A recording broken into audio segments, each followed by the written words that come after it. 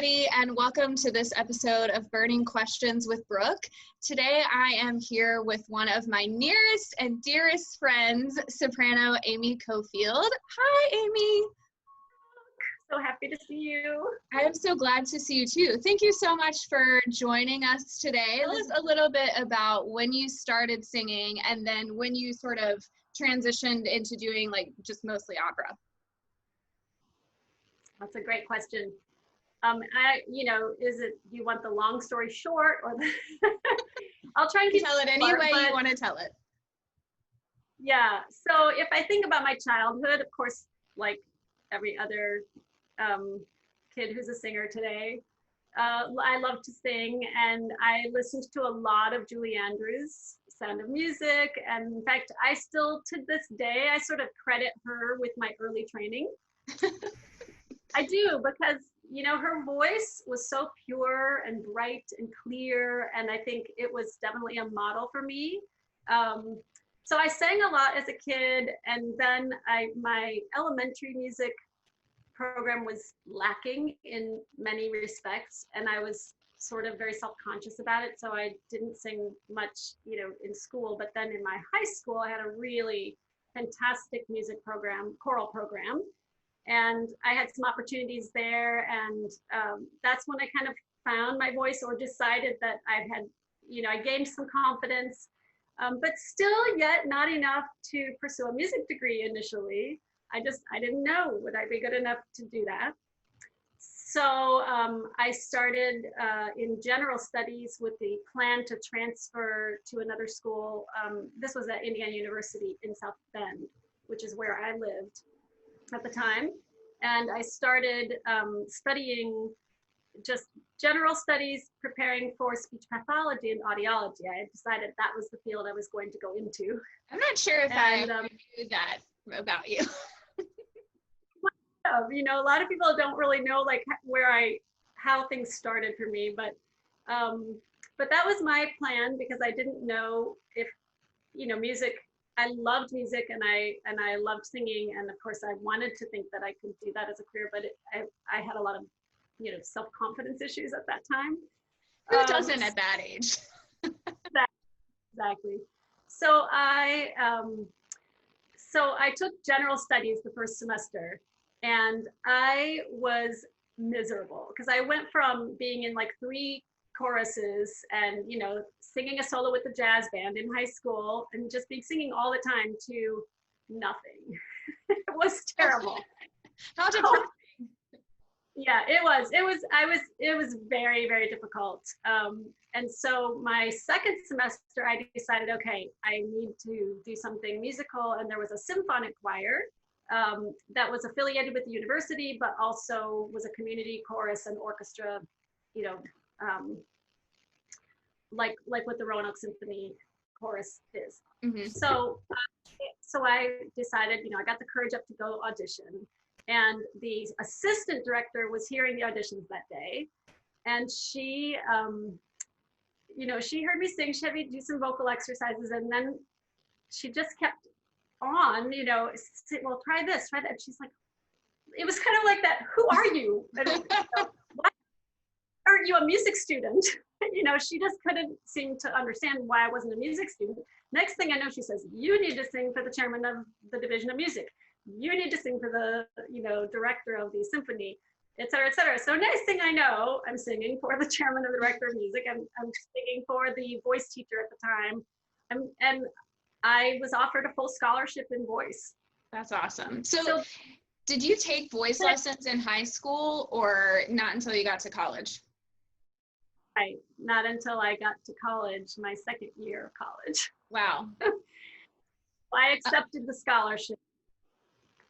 Yeah. So were you singing, did you really like opera at that time, or was that something that you kind of grew into later?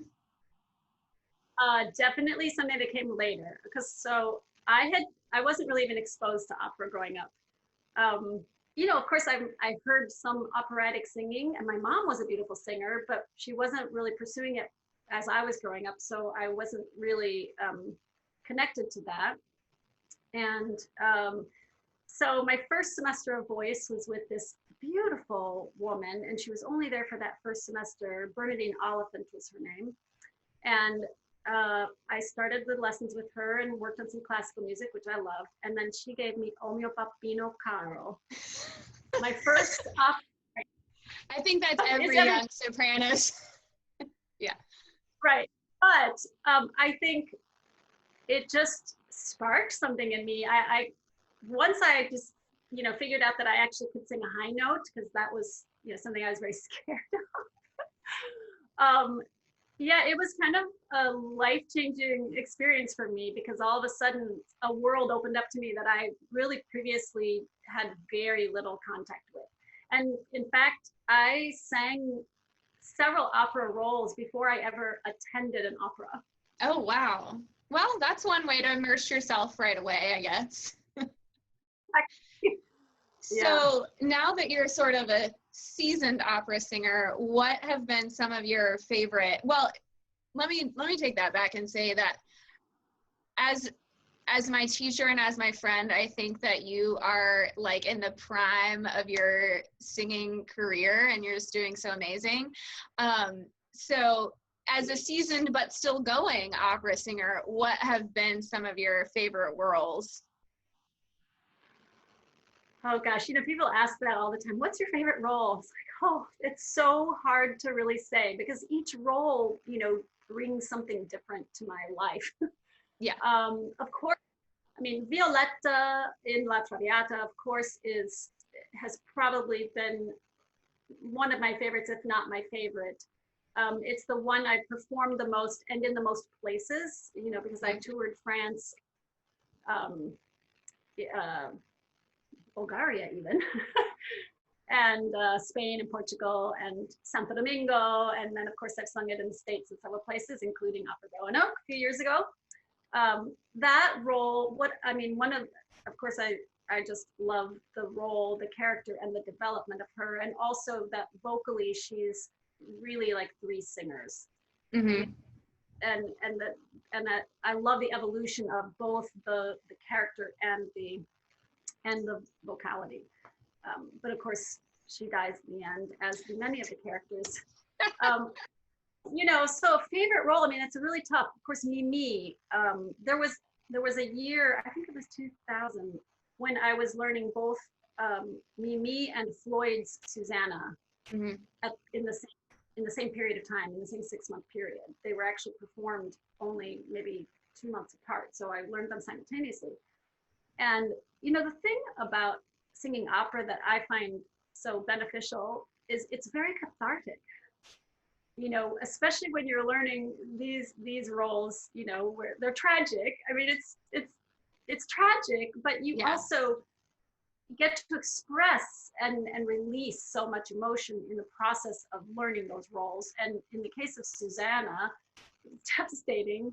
And then Mimi, those at the same time. There were practice periods where I would just literally be bawling through my practice, but it helped me to really be able to take it on the stage. And and I think you're a singer that's really great at doing that and kind of experiencing it yourself in a genuine way, whereas it doesn't, of course you're acting on stage, but I think you really take the effort, that extra step, to really connect on an emotional level with these characters, which is just a really fun thing to watch. And that's can be challenging. That can be challenging. So let me ask a little side note question. Have you ever come across a role, or maybe even been asked to do a role, that you thought was like the most vocally challenging that you've ever experienced? Do you have one that you were just like, oh my gosh, this is so hard? You know what? Yes, all of them have challenged in different ways. And I want to speak to something very recent, but then I want to go way back to a role. So the role of Cunegonda, which I sang with Fort Worth Opera. I was singing Traviatas right before, and popping out high E flats at the end, no issue. It was a consistent note in my voice. And I get to these rehearsals for Cunegonda, and of course she has high E flats in the aria, and we're rehearsing in a very damp, dank, mildewy space, at which I had sort of severe response to allergy-wise, but also I realized that the demands of that role were partly the fact that there was a lot of speaking lines. Mm-hmm. Just to that time, nearly all, aside from Pamina, where I would have some speaking lines, still primarily singing, whereas with Cunegonda, there was quite a lot of spoken, words, and I think I was not really prepared for that. Vocally, I was not prepared for how taxing the speaking lines would be to the singing. Yeah.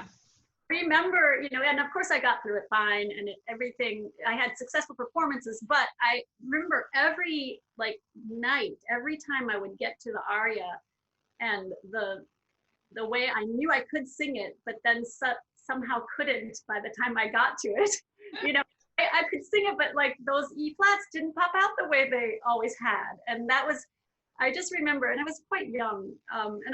It was just very at the time it was but what if I can't do it? But it was very, unnerving because usually once I'm well prepared on a role, I'm well prepared and it's very consistent. Of course, everybody can have a bad night, and I've had them too. I've had plenty of times when, rarely do we actually do our best singing in performance. Right. So there's something to be critical of, but this was one of those times that was kind of a little scary. Well, so so you're speaking to something which you actually taught me, and it's I think a really hard lesson to learn for every singer, and that is trust. So when I think sometimes I still grapple with that a little bit, but as a singer, the more we can learn to trust the good technique, then the more consistent it will be on stage. And that's, I think, something that makes you as a singer, because you're just so, your consistency is just amazing, I think. And so along with trust, tell us what else tell us what else you do to prepare for your roles.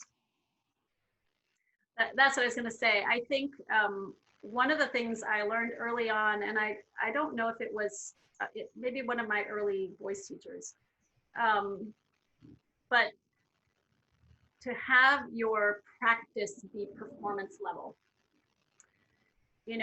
I think I've tried to approach it that way so that when I'm preparing a role, and I'll talk more about role preparation, but to make sure that when I'm practicing in the form that I want to be performing in. Yeah.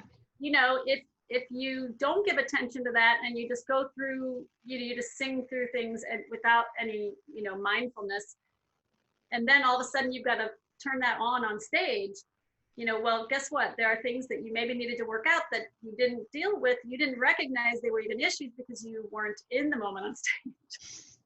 So for me, preparing a role, I think I would say generally I start with the libretto and whatever I can read, where the libretto came from, the book, the sources. I try first to kind of, immerse myself in the storyline.